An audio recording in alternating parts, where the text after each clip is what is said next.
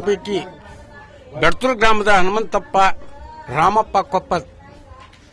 ಇವರ ತಾಯಿ ಬಸಮ್ಮ, ತಂದೆ ರಾಮಪ್ಪ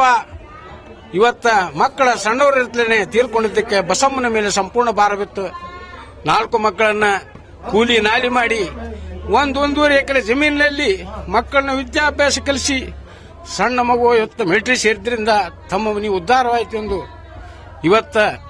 ಗ್ರಾಮದ ದೇಶದ ಸೇವೆಗಾಗಿ ಇವತ್ತು ಸಿಯಾಚಿನ್ ಪ್ರದೇಶದಲ್ಲಿ ಒಂದು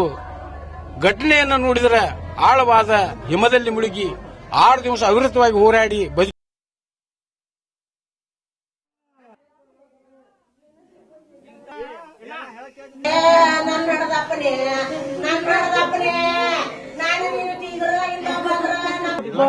ನನ್ನ ಮನೆಗೆ